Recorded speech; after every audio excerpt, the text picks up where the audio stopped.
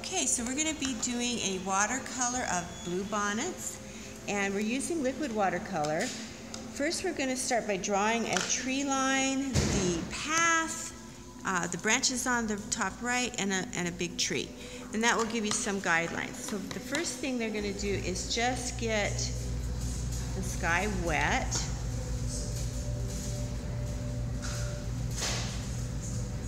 And the tree line, and then come in with some of the blue watercolor and just put it on.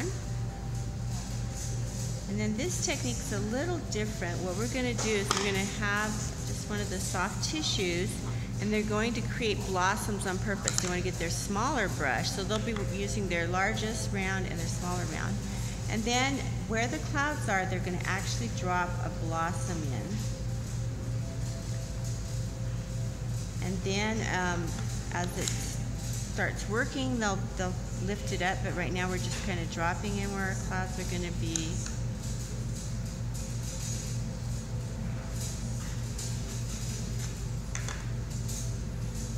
You can see it already working. Okay, then they'll take their tissue and just softly lift out. And they can do it kind of in a circular motion. That way it'll leave some of the little marks that they're creating. I want to have a little bit more on this little edge here, so I'm just dropping in some water. And see how that water on there helps it lift. If you don't put the water on, this liquid watercolor is a stainer. It actually even goes through the paper. So it's going right into the fibers because it's liquid, and so that's why you have to put this in. But it does let you lift for quite a while, and it's nice with the blue paint. It actually has like a pink purpley tinge to it.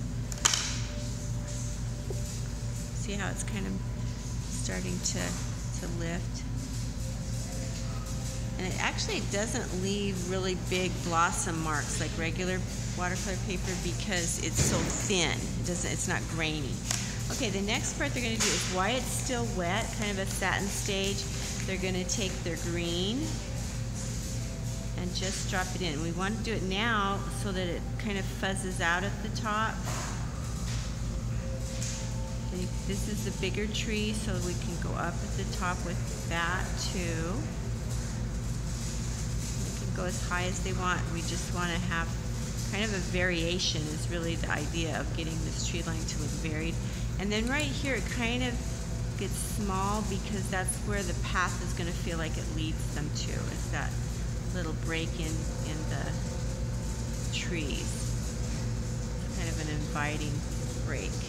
Okay, then we have some purple for the flowers, but we're going to use that same purple in the base of our tree. So this is going to be the shadow area, and when you put that purple in with that limey green, it just kind of is a nice dark color. I was going to say brown, but it's kind of more of a gray-black color. They can also put a few little marks up in the top too to give it some variety.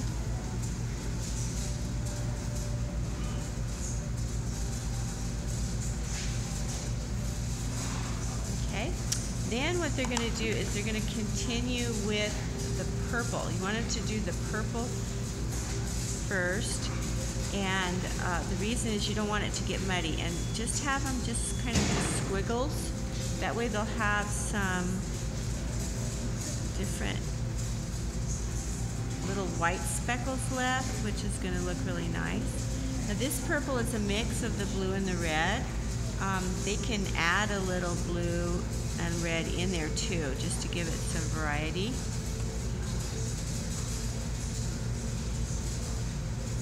And if on their plate here, they can do some mixing, create some more different colors too to add to it. And they'll have this reference here to work from, so they can kind of see how it's dotty, and that'll help them to kind of leave some spots. Now as they go along too, they can take and drop in a little of the salt in there Of course, I wouldn't do it on the sky, but my sky is almost dry, so we're fine. Then you'll put on the green.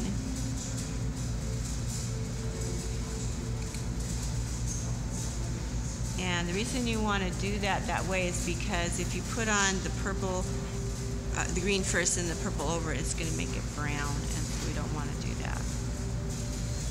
Now this green is actually a mix of the yellow and the blue, so I really just use the primary colors here.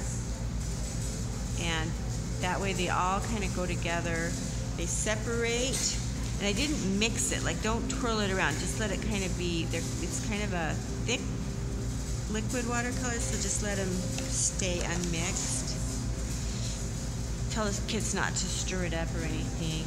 Now they can also pre-wet an area with just some squiggles and then drop into that too. And that does some nice kind of effect on there. But again, I think it's better if they add a variety in that.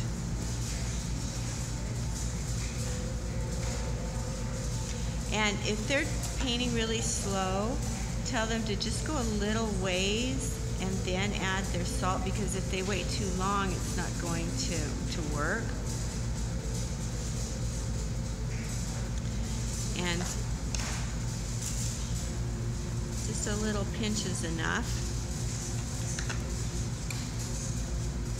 Now for the path, we want to use kind of a brown, and so you can mix kind of a brown together. This is some maroon here, and we'll mix in some green into that just to brown it up a little bit.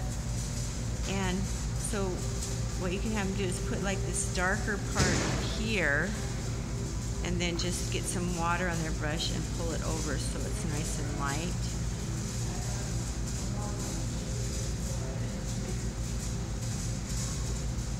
You don't want the path to be very dark. Okay, and they just keep going until they get it all